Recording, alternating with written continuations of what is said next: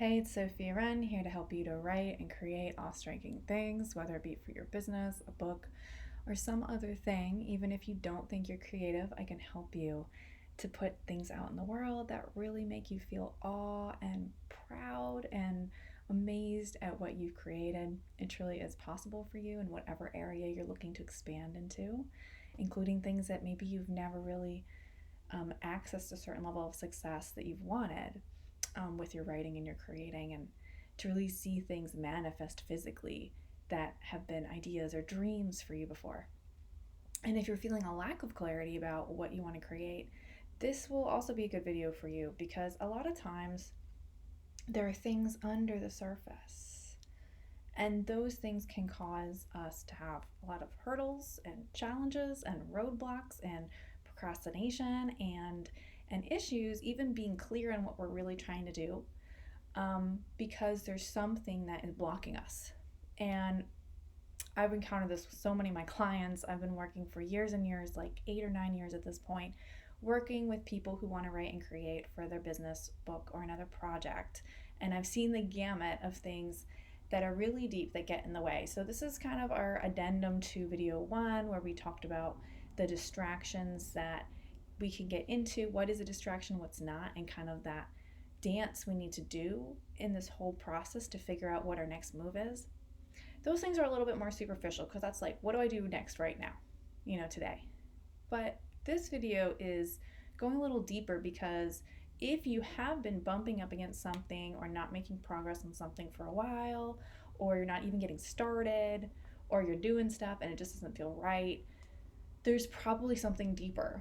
If this is going on for some time, there's probably something deeper. And, honestly, we're all deep.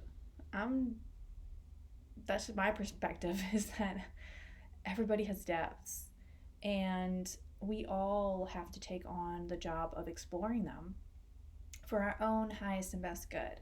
So being in touch with your psychic mermaid creatrix energy is not about being la la and positive all the time. It's not. It's deeper than that. It's richer than that. It's coming to see that things that you might see as negative maybe can become a positive, maybe can become creative material, maybe can become something very powerful. Because if you look at almost every facet of creativity, whether it's books and businesses and all sorts of things, songs, music, art, there is a place for things that we think of as dark, for sadness, anger, frustration, worthlessness. All these things can be a powerful thing to weave into the tapestry of something that you're creating in whatever mode it is. If you're a business owner, you can speak to parts of your story that you've overcome, and help people feel like they can relate to you and that you get them. If you're a writer, every hero's got to have an adversary. Every hero's got to have conflict. Conflict is a huge part of what keeps people watching movies and reading books and hooked. It's an important part of art, because art is how we can deal with things that suck. This is how we can create beauty when the world can have chaotic elements and things that make us sad and that we don't understand why good things happen to bad people. Art is the answer. It is the balm. It is the salve, the medicine for the pains that are existential. And a lot of times for people these days, they don't have other things to lean back on. Like maybe people used to in the past have a certain belief system that they felt certainty in 100%. It seems like nowadays there's a lot more questions. There's a lot more confusion as older things are breaking down. We need creativity more than ever. We need your innovation more than ever. So you are needed and you are important. And it starts by looking inside of your depths and seeing what's there. Because if you don't look to see what's there, it could be driving your car, the car of your life, off into the wilderness, and you don't know that you're going off of the wrong path until much, much, much, much later. You can just get miles and miles and miles away. And I've been there. I've focused on things that were the wrong thing and ended up off screen here. This is no man's land. You can't even see where it is. I've ended up there before and taken a turn and then been like, crap, I've been living the same couple of years over and over again. Like, what the heck? Like, I can't keep going on. And when I got an idea that maybe I was off track and needed to correct things, it was really hard for me to believe in that. And I was thinking about other people, I was thinking about other things, and I wasn't really listening to myself. So this is all about listening to yourself, trusting yourself, and working with whatever you're feeling, whatever's there, even if it's, quote, negative or whatever. It's actually your friend. It's actually part of your muse and your guidance system. And we want to build a relationship between all of the parts of you. So that's something that I do with my clients. I'm so honored to hold space for people's rich inner worlds. And it's probably one of my favorite aspects of what I do to help people write and create, is to just be with you and hear more about what you don't want to happen with your writing, your creating, your business, your life goals. Like I can handle your fears. I can handle your frustrations, and we can find some really good information with that. So that is a part of the Psychic Mermaid Creatrix course. Like in the first live round with everybody, I would love to do an exercise where we all get to tune into ourselves together and transform any fears into creative inspiration, to find those things that are really blocking you under the surface and turn them into your like greatest reason to keep going and give you even more clarity and certainty about what you're doing. I would love to do that with you. So if you feel inclined, there is a link on this page and you can find out more about the course. I also am offering a free 30-minute one-on-one call where we could go even deeper privately if you like, but only if you sign up by July 23rd, 2021, by midnight. All right, EST. So I want to tell you some more about this, so that way even if you don't get the course, you still can get a lot out of this video to help you on your journey, because I know people are in different places financially and you just got to do what you can do. But maybe it'll help you to get out of a rut if you are in one. So you might not even realize if fear is holding you back, and it's just important to know that sometimes we're afraid of the very things that are our destiny. And how do you know if fear is holding you back from your destiny in creating your book, your business, your creative project, or making you spin your wheels? Well, first off, do you feel like you're not getting anywhere? Like, do you feel like you're bumping up against a wall that just keeps coming back and back? Well, then that might be a sign that there's something that is going on. Okay, so without setting any judgment right now, because what I would say is the judgment that I would put on anything before you've really done the work of diving deeper is more data needed. More data needed. Like, before you judge, oh, there's this thing that's holding me back, it's really bad, look into it first, because maybe it's giving you really good information about a change that you need to do. Maybe you've gone off road and you didn't realize, and if you keep trying to do the same thing, you're going the wrong way. Okay, and it could be that even a little adjustment is going to make a huge difference for you and open up your creativity in all areas, because everything's connected. So sometimes you think, oh, well, this is just this area, but everything else is okay. It's like, no, your relationship with your boyfriend can affect your business, and vice versa. Your friends, your family, your relationship with yourself, your money, your writing, your art projects, everything can be connected to each other. So something going on in one area can seriously mess up something going on in another area. And that's why I made my course just with the idea that it can help you create anything from a new relationship, new apartment, social media posts, business marketing, a book, a blog, poems, whatever, paintings, music, anything, because it's all the same idea. And I've helped people basically do all of that. So cool. So let's focus. So you need to face your fear and look into what it is, and know that fear itself isn't going to hurt you. It's not going to kill you. And I have had some serious traumatic things in my life where my fear will loop over and over and over and over and over again. So not everybody has had that kind of experience with fear, but it really can be very terrifying. But what's important is to have a safe space, and that's part of what I try to cultivate. I have a master's in spiritual care from Loyola, and that was part of that journey. But if you're really feeling afraid, I do recommend getting like a counselor or a support system, whether it's me, my course, or something else entirely. please give that to yourself so that you have the container of safety, almost like a little goggle. If a human's going to go into the dark, deep depths, right? They bring along their oxygen mask. Like have something that is going to like tuck you out if you feel afraid of your fear, if you feel afraid of going there and you're afraid you might not be able to get out. And that's the reason why you're not facing something. Get your gas mask and get your friends and get your support professionals and put that in place so that you can feel safe. Okay. And I do have a lot of clients that also have a counselor. So I just want to say that like, definitely am down with that and have one too. So this is about like basically starting before you're ready, because when you're working with emotions that are difficult, you're not going to ever feel like totally at peace before you do something you've never done before you make a change in direction when you've been going one way for a while. It's hard to do that, and sometimes it's going to feel like a leap, but it could be that you have experiences that are brief moments of clarity where you really feel clear on where you're supposed to be going. And maybe this is a message from like spirit, your spiritual source, your intuition, your higher guidance, that psychic mermaid creatrix inside of you saying like, wow, this feels clear. This is like light is shining down on something and I'm seeing it for the first time or seeing it again, and like waking up out of a dream, and you have this moment of, oh wow. But then what sometimes happens is we get murkier.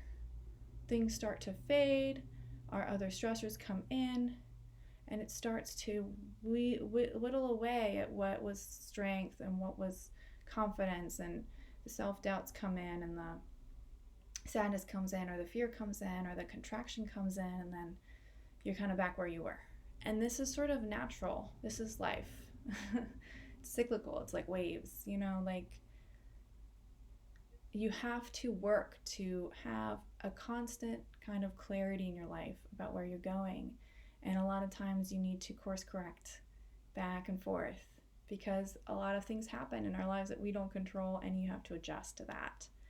So an example is that I had a client who wanted to write a book for several years. She's a professor, has kids, and she had a book contract that she made, or a book agreement. She had made an agreement with a publisher years ago that in addition to her job being a professor and having her kids and being a mom, she was supposed to turn in a book on poetry, a mystical poet that she was going to like interpret and explain the significance of.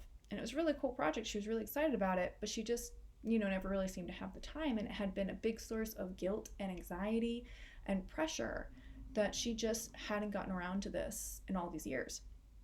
So we met, and she said, hey, this is great. It's time for me to get support for myself to try to make some progress on this, because I'm just really stuck. And so I talked to her, and we talked about what was going on, and it was clear that she had been avoiding even asking about this project from the publisher for a long time, because basically she felt like she was letting them down. So one of the things that she did in the beginning of our coaching was that she reached out to them, and she did have backup, she had support, she had a gas mask, but we looked at all the things she was thinking and feeling, and she was able to gain some strength from that process to see, what, although I have all these feelings about it, it really would help me to know what the status is, if there is a deadline, to begin to talk to them about what's going on, explain the situation, and just kind of restores maybe my sense that everything's good between us relationship-wise. So she reached out, and when she sent that email, she found out that the imprint had closed. The imprint of the publisher that had signed on her to make a book was gone. So she was off the hook. She had been off the hook for years, and she never realized it because she never went into deeper waters to face what was there and to really like look at it head on and be like, wow, this is a real shame creator in my life. Like, I'm wasting all this energy worrying about this. Maybe I should go talk to them. And she did it. She got back up she needed. She did it. Okay, and then so she's on her own. She still wants to write the book just for herself, but now she has a little more freedom in what she can do with it. And she doesn't feel like someone's breathing down her neck. But, so we create some structure to try to get her to be writing. Then some time goes by and she notices, she's still not writing. And most importantly, she's getting a lot of feelings about it. She's getting a lot of negative feelings about it. So then we get together and we look at what the feelings are. What are the feelings? What is she feeling? What is this producing in her? And we realized that it was very similar to another situation she had experienced. It was similar to a time when she had an academic advisor who was really mean and kind of toxic masculine energy and shaming and making her feel less than and put her down and expected her to work a certain way.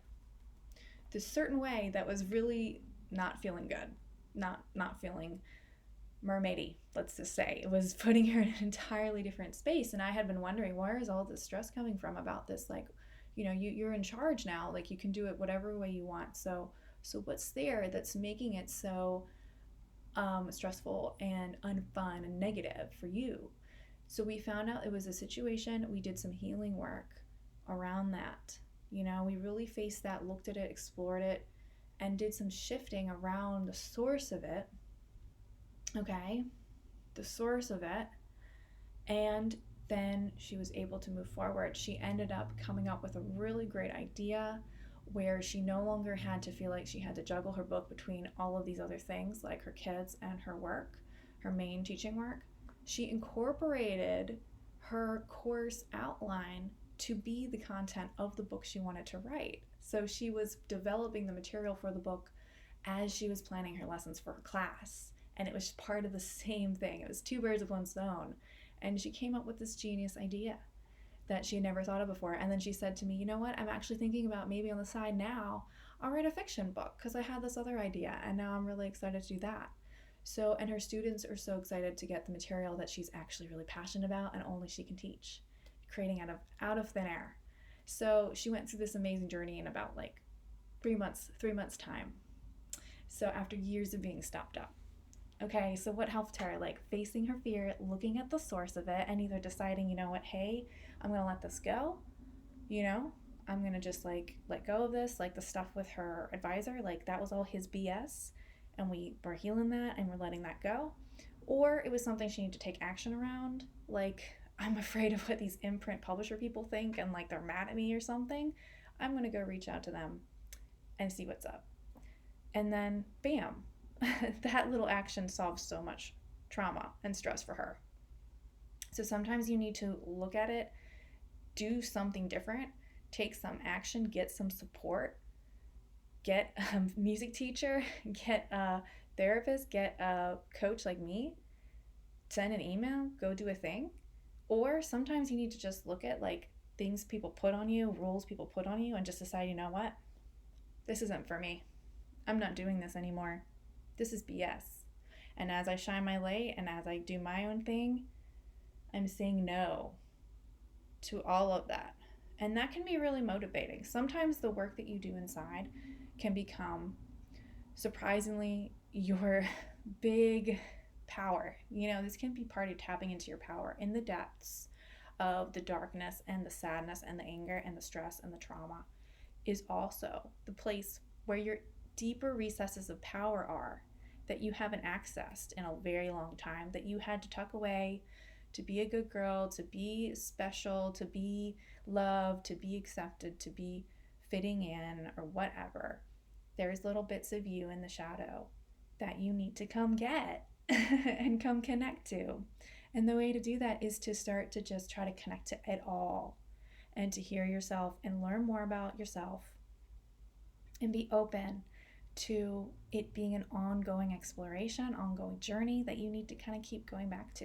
And it's something I've done in my creating. I'm just going to tell you a few more stories because I think that they really say more than me just, speaking just in generalities. I think they help you to get a clearer sense of what I'm talking about.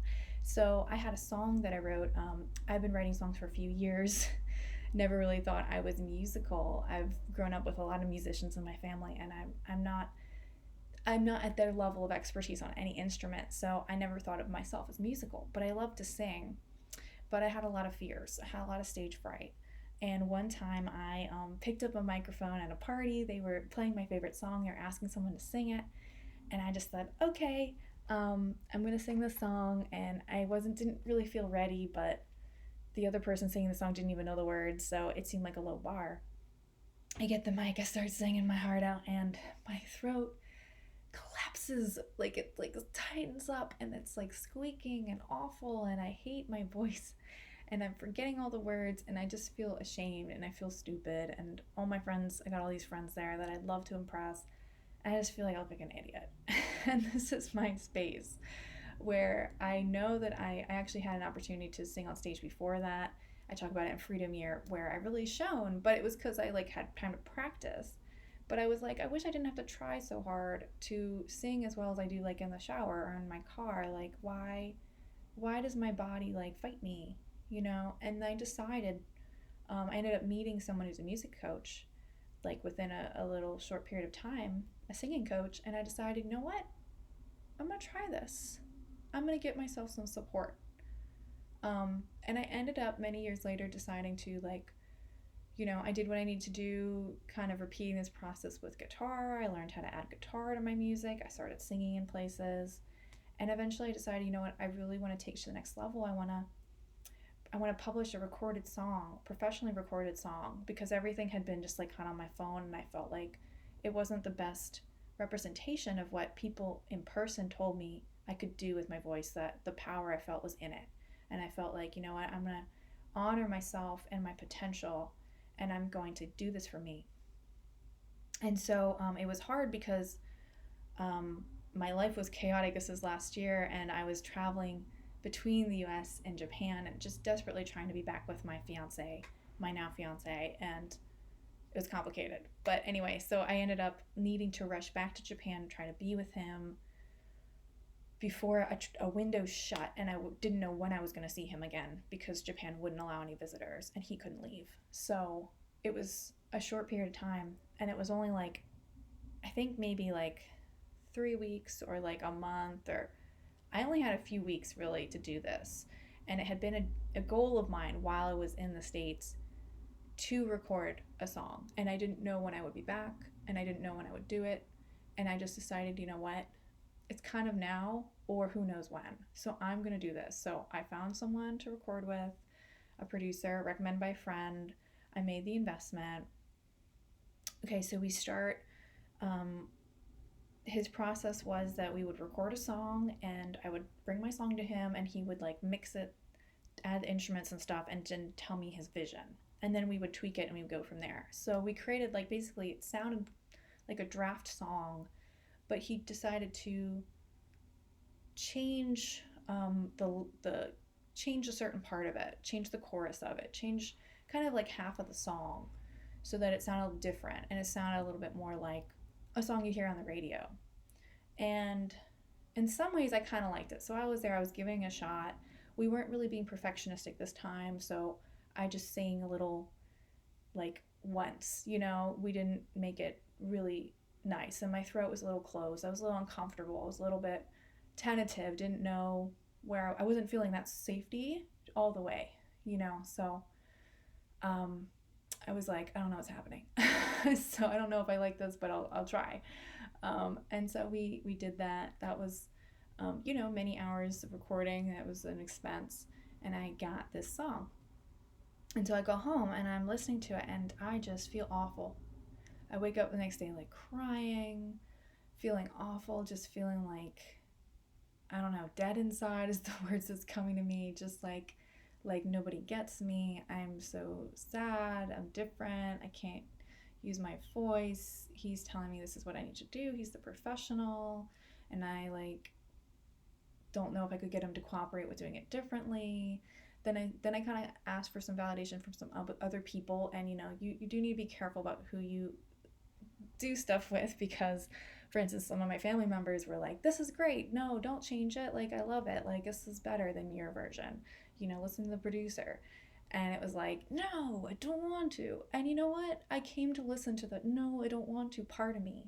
I came to listen to that, and I decided, you know what, I'm paying for this, And I am the only one that knows what my voice can do. So for him, he's thinking, oh, you sound fine. I'm thinking, I sound terrible. This is like, if I can reach 100% of my vocal beauty, this is like 20%. This is nowhere near what I can do. But I realized, hey, he doesn't know what I can do until I show him what I can do. And his opinion is secondary to mine, like respectfully. So I was very respectful. I was very kind. I wasn't trying to tell him, this is shit or whatever. I was just trying to say, I don't feel like my gift is shining in the song the way I need it to shine. So I came in there and I was like, this is what we're going to do. We're going to change that chorus back. We can tweak it up. We can change it a little bit, but like I need to go mostly back to what it was. And I want to get in there and I want to redo all my vocals like as many times as it takes for me to feel fabulous about it. And that's what we did. And in the end, the song New Dawn was born. I did take a little compromise a little bit on the song name. I actually do kind of like we came up with the name New Dawn as a new name for it together. And so I collaborated. We did work together in the end really well because I decided to hold my power and my space and to listen to myself and to speak from that and not just try to keep it all about like his feelings or whatever. I found a compromise, a balance where everyone's feelings could be considered, and perspectives could be considered, but that my muse could lead me and I would be proud of the song that I created. And God, was it a hard journey, but I got there. But only because I was willing to listen to myself and to go there with myself all the way. Okay, so in the next video, I'll tell you one more story about a situation in Japan, but we are getting long here, so I want to kind of wrap it up. Mostly what I'm trying to say here is that we all have fears. I've seen a lot of patterns with people's fears, and I'm pretty good at like identifying stuff that I'm feeling that's going on. I do have a background as being an intuitive and a healer and just a really good listener and holding space for people to, most importantly, to hear themselves, because it's not just about my opinion. This is about you having that moment of clarity and certainty about what you're doing and what you're not doing and to go for it. And sometimes you need a little bit of a power, like I'm little pissed. You need to have a little bit of a oomph energy to make a shift, and that really helps you to like change gears out of like victim mode or stall mode and like into action mode, and really being ready for the big downloads, the good ideas, the good stuff that's going to make the final result of whatever you're creating, your business, something else awesome. Yeah. So next video, I'm going to talk a little bit about what the things that changed my business and my book that I wrote last year while I was in Japan. I had some really big insights and some spiritual stuff, and talk to you soon about that. But in the meantime, just want you to encourage you to do some inner work with yourself, to do some exploring, to find ways to support yourself, like the Psychic Mermaid Creatrix course or something else that you think you really need. Don't just ignore whatever you're feeling. Like, give yourself something that will help you to either move through it and transform it, to hold space for like taking action to do something to change your situation so that you listen to yourself and go from there and do something that's going to help that feeling. Or maybe whatever it is bullshit. Like, you got to do this a certain way. Maybe you end up facing those feelings and sorting through and seeing where it came from, and then deciding, you know what? I don't need to do it like that. Actually, thanks. And then you will tap into the truth of what you really need, what you really feel, who you really are, and you're going to go from there. And everything you create from that place is going to be really powerful. And you're going to look back and you're going to be glad that you did it that way. I promise you. All right, so if you're interested in the Psychic Mermaid Creatrix course, there is a link there for you to find out more about it. We do talk a lot about working with fear in that class, especially like in the second week of it. And I'm looking forward to exploring that with you. If that is something that you want to do, make sure you sign up by July 23rd, 2021 if you want to do that private 30-minute session with me. Otherwise, I can see you in the group Zoom and we can work with these things together in a safe space where everyone is equal and we all have the power to make a huge change in our lives and create awesome things. So see you in there if you feel so inclined, or I will see you in the next video.